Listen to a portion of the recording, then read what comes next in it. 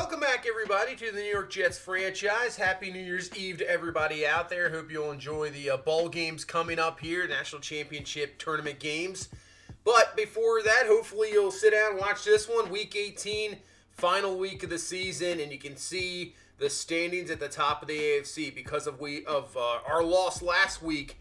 Now we need to win this final week game to go to 13-4 because there's a possibility if we lose, Chiefs lose, Browns win, we drop back to the number 2 seed, and we lose out on home field advantage. So we'd have to play in the wild card round, and obviously don't want that. Last year, that's what happened to us. Dropped to the wild card round, ended up losing to the Raiders. But if we can get a victory here in Week 18, not only secure that bye week, but secure home field throughout and have to go through the MetLife Stadium, through our team, to go to the Super Bowl as long as we continue on. But you can see it's this AFC absolutely stacked. Texans at 10-6, Bengals at 10-6, Jaguars 9-7. You got the Ravens at 9-7. You got the Patriots at 9-7, and you have Pittsburgh at 9-7. It's absolutely stacked right now. You still have divisions up for grabs. Technically, the Bengals could still win the AFC North. The Jaguars and Texans still up for grabs. You have the Colts right now at 8-8. They need a lot of help, obviously. They would have to win, and then I believe every other team might have to lose, but depending on tiebreakers, I'm not sure if they would even make it. So they might still be out. But still, you can see Jaguars and Texans. That winner will take the division. Now, the Jaguars beat the Texans earlier in the season. So the Jaguars win. The division is theirs, and the Texans will drop to the wild card spot. So that's a huge game there. And you can see below Steelers and Bengals. Bengals, they need a win, obviously. I believe even with the loss, they'll probably be in. But a win and a Browns loss, they will win the AFC North. So that is a huge game. As Pittsburgh has lost, 3 in a row now? They need to stop that losing streak. They need to get a victory to get into the playoffs. Ravens need a win. They're into the playoffs. Playing the Rams there as the Browns. We're rooting for the Colts. We're rooting for the Colts. No doubt about it. We'd rather have, it's fine in our hands, but if we can get just even that little bit more help, that's great. Chiefs go to New York. Giants, I believe, right now at 8-8. They need a victory. They're right outside that wild card. So they really need a victory, too. A lot of good games coming down here to Week 18. A lot of playoff spots up for grabs. Patriots on the road to Dallas. That's going to be interesting because Dallas has everything clinched. Do they decide to rest some guys or not, as New England needs a victory against the best team in the NFL to get them a chance at the playoffs. But as you can see, we have the 4:15 game in LA. So a lot of those games we'll know what happened beforehand. So the Browns game we should know. The Chiefs game we should know. Those are the ones we have to look forward to. Now, before we get into the game, I wanted to check out the draft stories, and you can see Sergio either Leverett or Leverett, however you want to pronounce that, has won the Heisman. Running back out of Kansas, he wins the Heisman Trophy winner. So that's a guy we'll have to take a look at just to see, how far up he's going to go. I guess as a Heisman Trophy winning running back, history usually shows he'd be a high draft pick, but this day in the NFL, usually running backs don't go very high. So we'll take a look at them. It's interesting to see these draft stories because usually a lot of these guys are kind of your hidden development type guys. So you got to take a look at it. North Dakota halfback takes home the FCS Player of the Year, Deshaun Cash. And then Wisconsin cornerback Garrison Robinson is going to take home the Jim Thorpe Award. Obviously, they can't say it on here, but that is the award for the best cornerback in college football. So, Wes Wilcox dominates in a bowl game win. I believe he is a quarterback. So, I think he's going to be a third-day guy, so we might have to take a look at him because, obviously, I'm fine looking at backup quarterbacks right now. And then Cody Lindsley, a guy we have looked at, he takes home the Buckus Award as the best linebacker in the country. So we'll definitely have to remember those names for sure, looking towards the draft. And, those guys can be maybe hidden devs, maybe late-round picks that could turn into something, so we'll have to continue to look at that. But we'll get into this Week 18 game. We'll start with the game plan, defensive game plan. I think we want to defend the deep pass. Justin Herbert, he loves to throw deep. He has that strong arm, no doubt about it. And on the offensive game plan, they're saying blitz counter. I do kind of agree with that, obviously, with Joey Bosa, Aiden Hutchinson. But I think we're going to kind of turn it around in a different area, and I think it's throw it short. I know the pocket Faster pocket degradation, I get that, I understand that, but if we can get the ball out of our hands quickly, you know, that's not that big of a deal. And also, I'd love to run the ball in this game, kind of control the clock, make the game go the way we want it to go, so we can secure a victory for sure. As for the training recap, hopefully everybody is healthy, ready to go here in this ball game. Nobody injured there on the defensive side of the ball. Offensive side of the ball, I think we're good. Yep, looks like we're good to go. So no injuries coming in this game other than what we had. And let's get a victory here in LA. Go and get this #1 seed, secure it for us. We'll have to take a look at the bottom ticker just to see what happened with the rest of these games, because obviously right now here at 4:15, a few of these games should be already decided, and we'll see what's going to pan out for this AFC playoffs. So we might already have some teams clinched, ready to go, as you know, it could be a huge one. If that Browns game is already clinched and go, I mean, that could change things up a little bit and how we play the rest of this game. But here we go. Get this one underway. Final week of the season. Trying to clinch this, obviously, #1 seed. As you see below, Jacksonville has won 35-28. So they win the division. The Ravens have won 24-21. That puts them at 10-7. So all those 9-7 teams, it's going to be interesting to see who wins, who loses here. And you can see the Chiefs have won. So that's interesting that the Chiefs have won. So that technically might have helped us secure this #1 seed. It really did. I'm pretty sure with the way the tiebreakers work, I think we might have secured the #1 seed no matter what. Still have to see what the Browns did, though, as Robinson up the middle. He's going to pick up about 6 yards and brings up a 2nd down and 4. Play action. Willis looking down the field. And he's going to fling it up there to Trey McBride, who's open. He's got the catch. And that's going to be a 1st down up to the 32-yard line. These are one of those games where you got to answer early. You know, put them down. Don't allow them to stay around the ball game, because this is a very talented team. 1st and 10. Willis rolling out. Firing wide open is Gerald Everett underneath. That's going to be caught 1st down, as Aiden Hutchinson is going to be a little bit shaken up. So that we will take. Will definitely help us as we're up to the 21-yard line. 1st and 10. Hand off to Robinson. Getting through. And he's going to have a nice gain of around 8 up to the 13-yard line. Brings up a 3rd down and 2 for this offense. Back to throw is Willis. Looking just a 4-man rush coverage. Really good down the field. And just going to throw it away before we get hit. And you know what? We're just going to take the 3 points. Take the 3 points. Don't worry about it. Get the 3-0 lead. We'll take it. And here comes Justin Herbert on the season. 27 touchdowns, 16 picks. Obviously disappointing for him right now with this 7-9 record, even with a victory. They're not making the playoffs. 2nd and 10. Handoff to Austin Eckler up the middle. He picks up a few yards, 7 yards to be exact, and brings up a 3rd down and 3. So if we can get a quick 3 and out, he'll dump it off to Eckler. But Eckler's going to be wide open in the flat there. Levi Wallace will bring him down. And that is going to be a Chargers 1st down. Eckler, definitely one of the best receiving backs in football. And now is the carry. So a few yard gain there, and it's going to bring up a 3rd down and 6 for this Chargers team, spreading them out wide. We're going to bring a blitz off the edge. It's picked up, enough time for Herbert, but he's going to have miscommunication with his tight end, who did not turn around, and that ball is going to fall incomplete, and that is going to be a punt. So back with the ball up to the 35-yard line, 2nd and 10, go to the outside, find Reggie Robinson for the catch, and he's close to a 1st down up to the 44-yard line. They're going to bring up a 3rd down and 1 now from the 44-yard line. Spread him out with Carter in the backfield. We're just going to hand him the ball. Has enough room. Great blocking up front. And that is going to be another Jets 1st down as we move close here to midfield. And as you can see below here on the score, on the ticker, the Bengals have won 29-26. So obviously they still have a chance to win the division. But really, the big story out of that game is, so the Steelers might be out. That is crazy if they lose 4 in a row. As Claypool, the former Steeler, speaking of the Steelers, breaks off a tackle, nice stiff arm, and he's down to the 13-yard line. But obviously now it's going to be interesting to see what happened with the Browns, because the Bengals have a chance to win that division. Man, the Steelers just falling apart there at the end of the season. 2nd and 10. Willis fires underneath. That's going to be Robinson for the catch. He'll be stopped just short at the 5-yard line. And we got a 3rd down and 2, so we still pick up a 1st down here. Either run it, but you can see they have stack in the box, so we're going to have to throw it. Here comes the blitz. Willis rolling out. Looking. He'll take this one himself, and he gets out of bounds just short. Did hit the pylon, but I guess they're going to say he stepped out. But it's a 1st down And we got first and goal now from the 1, and we'll hand off to Robinson, who's easily in for the touchdown. So we'll take the early 10-0 lead here. So right now, looking pretty good here in this second quarter.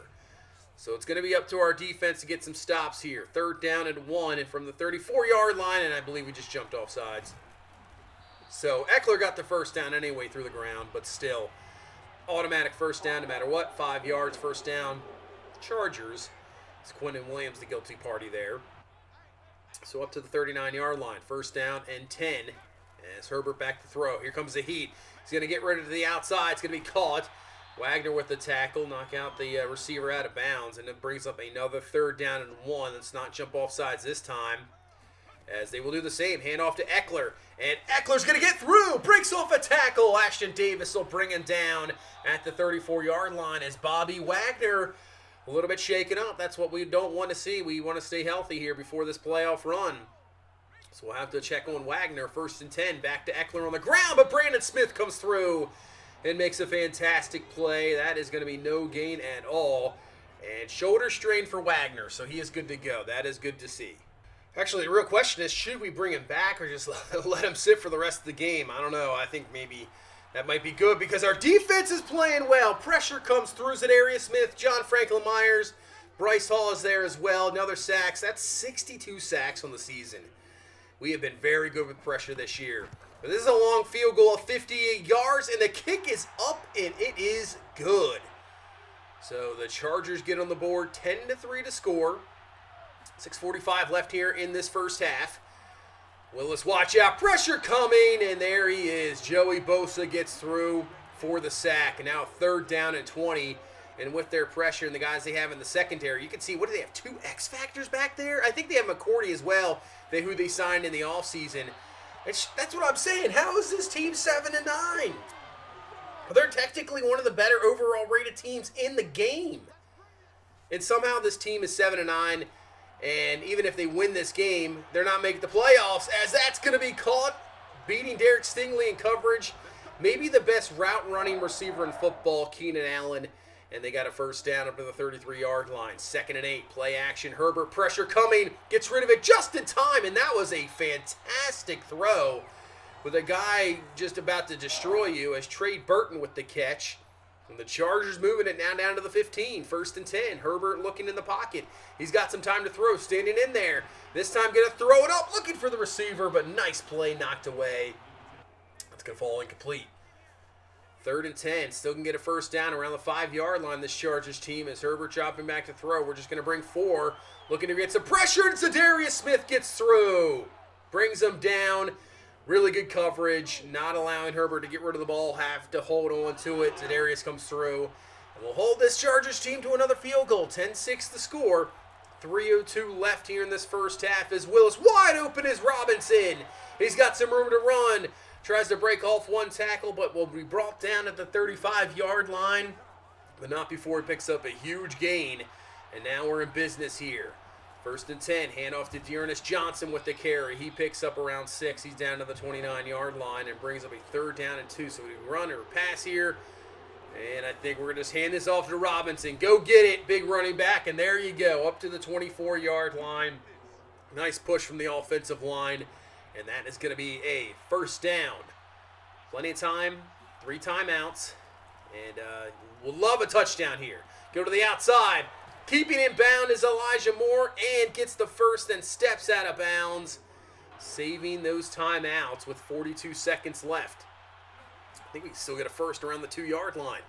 Willis looking, firing, finds Claypool. That's going to be a catch, and that's going to be down to the 6-yard line. We'll let this clock run down a little bit to 20 seconds, call a timeout, and now we got a 2nd and 4.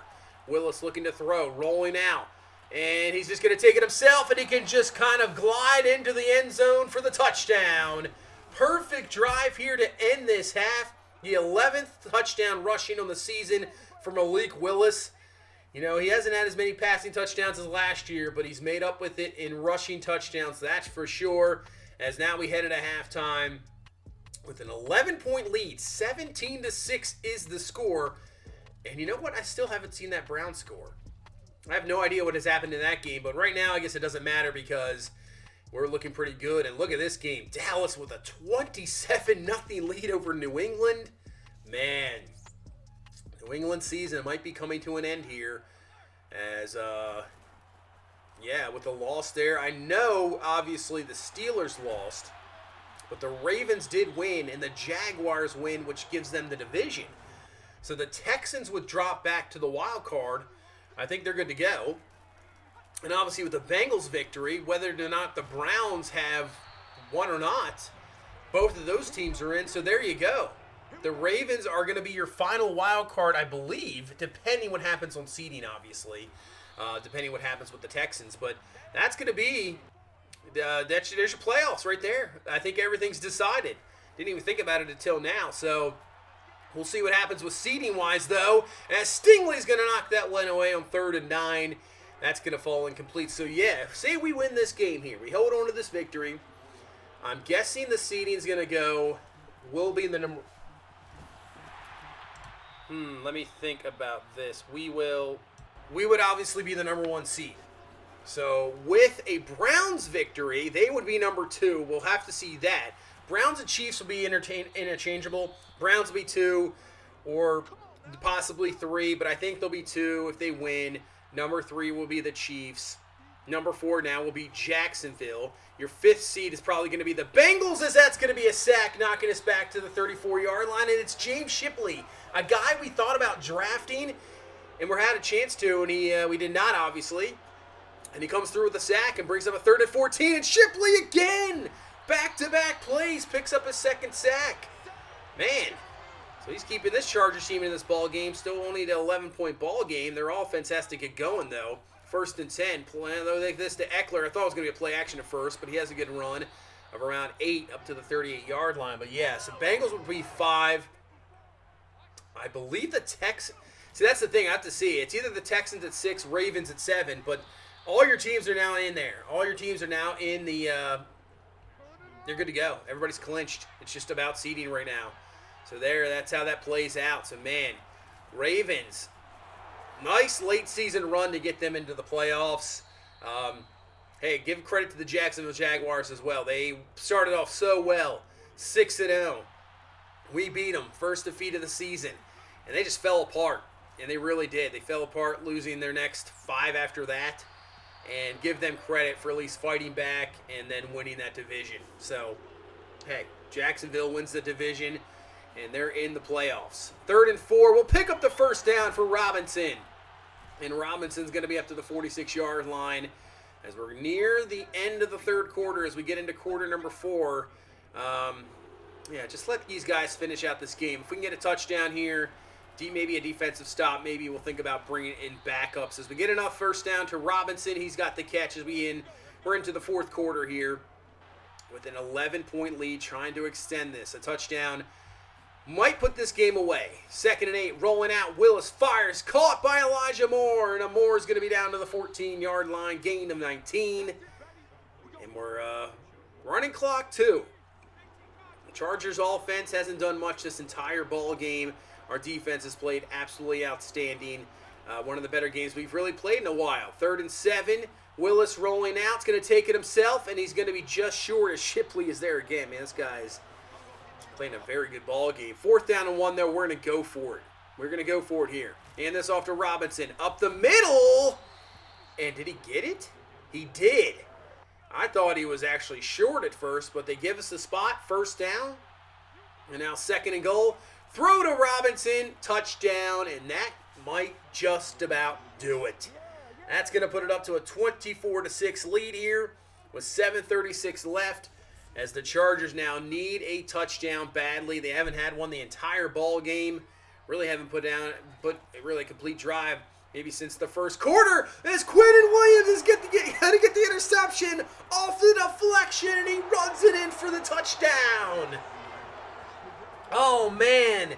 When things aren't going your way, they are not going your way, and it's going our way in this ball game. Deflected off, I believe, a lineman's helmet.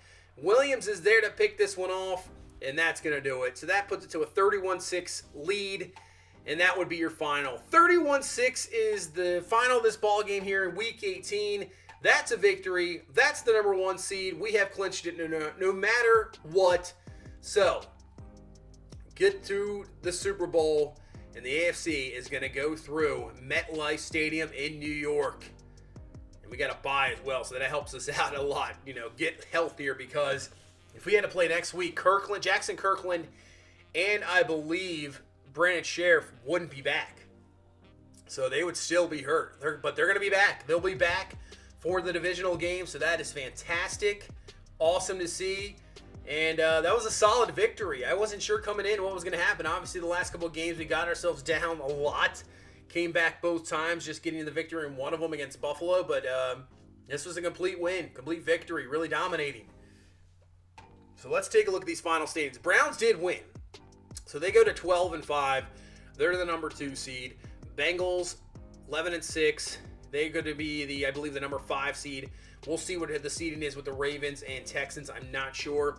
Steelers lose 4 in a row to end the season, and they miss out. But every team in that division over 500. Crazy.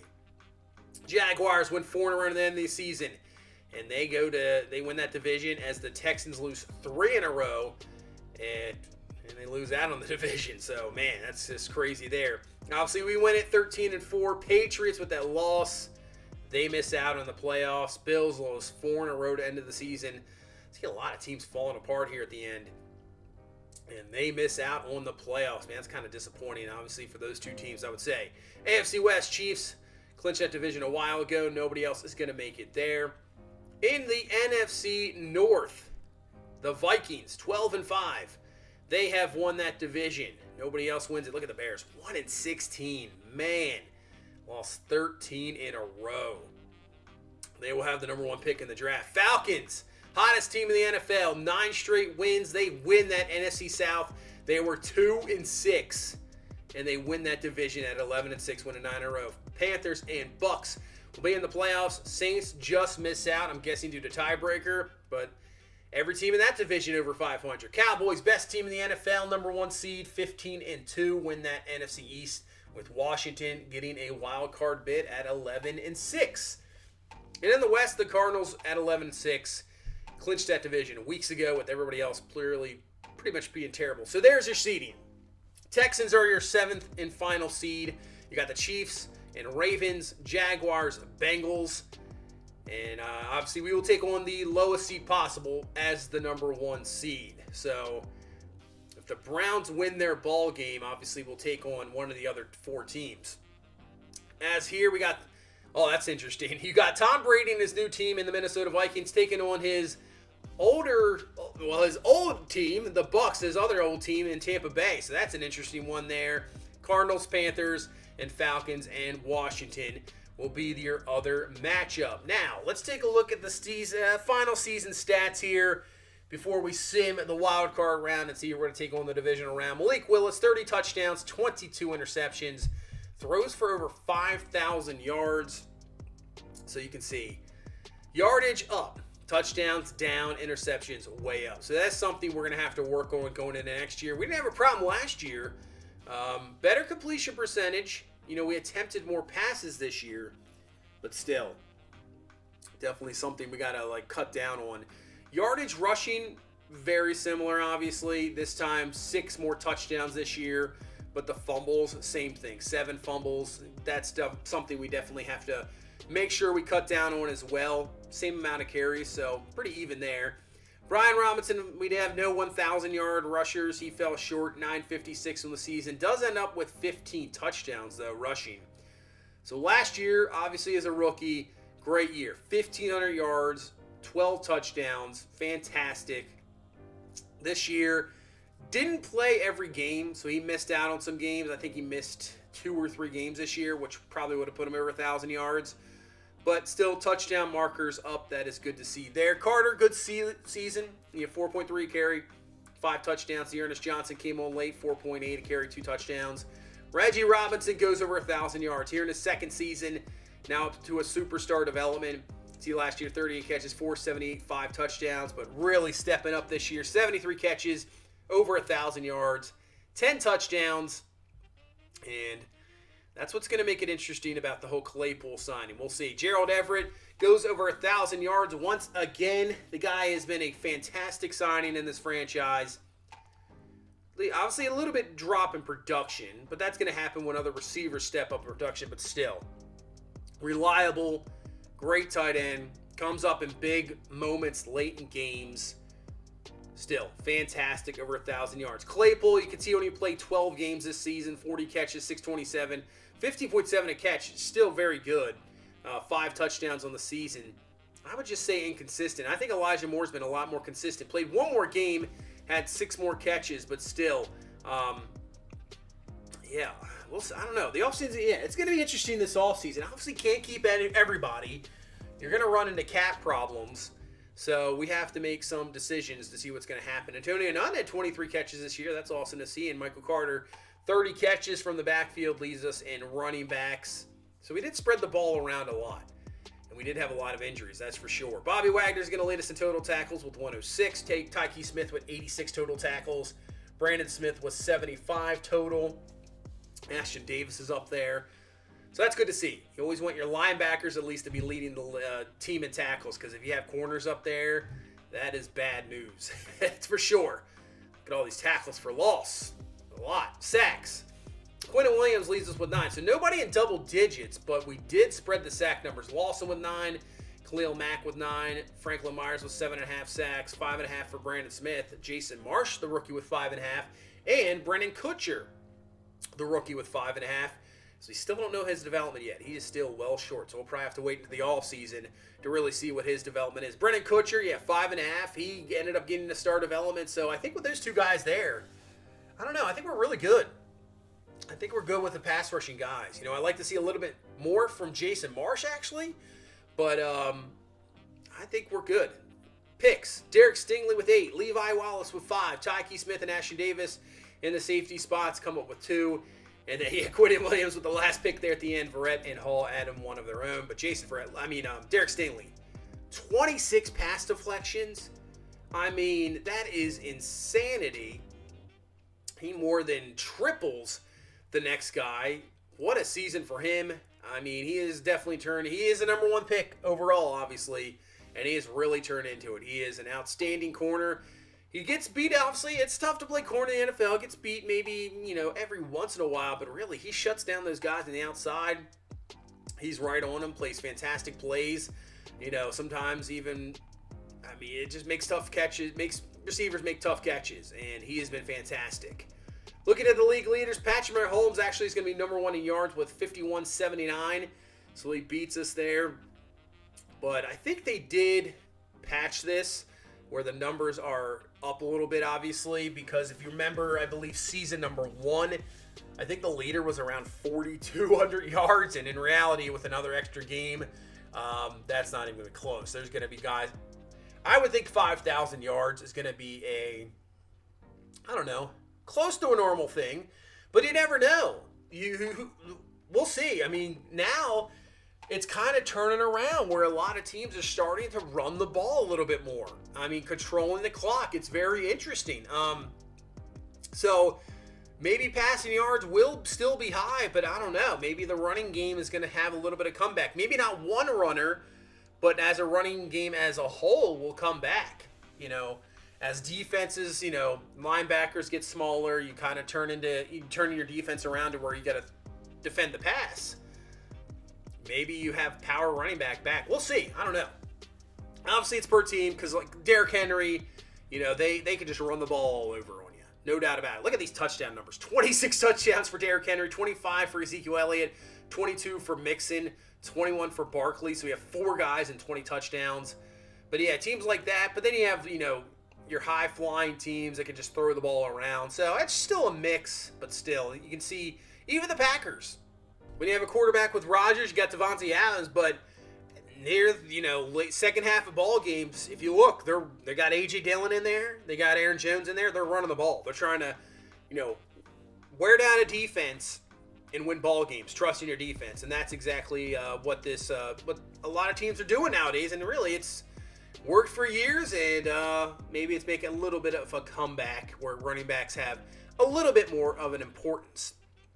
But getting back to here, Taking a look at your league receivers, a lot of guys over 1,000 yards. There's Robinson with 1098, and he gets in double-digit touchdowns with that touchdown in the final game. Jarvis Landry's going to lead with 18 touchdowns, as Carlos Edmonds, the second-year man, with 16. Look at Brandon Cooks having a pretty good year with 12. Evans with 11. T. Higgins with 11. Christian Kirk with 11 himself. Funches. What a season. What a career turnaround for Devin Funches. I guess put him in there and have Patrick Mahomes as your quarterback, and there you go. Logan Wilson leads the league in tackles. Cherokee with 146 at number 2. Fred Warner down there. Perryman, Devin White, Levante David. Tackles for loss, Jordan Davis, 29 tackles for loss. Absolute beast out of Georgia in his second year. There's the number one overall pick last year, Kevon Thibodeau. Yannick Ngakoue, 17 and a half sacks, leads the league. Bosa with 15, Aaron Donald with 12, Allen with 11 and a half. Let's see who else. Von Miller with 10 and a half. There's Will McDonald with 10 and a half. We saw him. He absolutely destroyed us. Devin White, 8 picks. Obviously, Stingley would be there. I just don't think he had enough tackles to kind of, count on there. But in reality, 8 picks for Stingley with Devin White is your league leaders right there. So that's your stats. And now I think we advance the week. Let's see who we take on in the divisional round. So the Cleveland Browns have won their game in the wild card round, 35-7, dominant victory, 2 touchdowns. Maybe they might be. I mean, obviously, I still think right now we're the best team in the AFC. The Browns are 2. I was going to say the best team in the NFL, but that's probably the Dallas Cowboys. They're the number 1 team in the NFL. But the Browns are fantastic. Garrett with 2.5 sacks, so they win. In overtime, Tom Brady and the Vikings get a victory against Deontay Woodward. 2 touchdowns for Brady, 353, just doing enough there. And his career continues to move on, trying to maybe get one last Super Bowl, and then that might be it for him. But still rolling as we're in here. And season number 3 of this franchise. Brady's still around and getting the job done as the Vikings will move on. The Baltimore Ravens have gone into Kansas City and won 42-28. Lamar Jackson, 4 touchdowns. They sacked Mahomes 3 times, but still a good game. 2 touchdowns, no picks. Dobbins with 2 touchdowns. They ran the ball a lot, man. Edwards with 18 attempts as well. Rashad Bateman, 5 catches for 152, a touchdown. Hollywood Brown had 2 touchdowns of his own as the Ravens come up big. And yeah, look at Dafio with a sack and a half and Quentin Schumer with the 1.5 sacks as well. So those pass rushers can get at it. Carolina is going to go in Arizona, get a victory in a crazy fourth quarter there. 28-24 is going to be your final. Kyler Murray, 2 touchdowns, but Sam Darnold still there in Carolina. But McCaffrey, good game, 121 touchdown. Tavares Davis had a touchdown of his own on the ground. DeAndre Hopkins, 8 for 162 and a touchdown. Christian Kirk, 5 for 62 and a TD. And Shaq Thompson and Gross Matos with the sack apart. Jacksonville has beaten Cincinnati. I wasn't sure how this game was going to turn out. 2 really good teams. Battle of the former Heisman Trophy winners. Burrow, 2 touchdowns, no picks. Really, Lawrence didn't do a whole lot. Travis Etienne with 2 touchdowns, as James Robinson added 1 as well. And Lawrence, they had 4 touchdowns on the ground, none through the air. Jamar Chase, 5 for 130 and a TD. Bullock, 71 and a touchdown.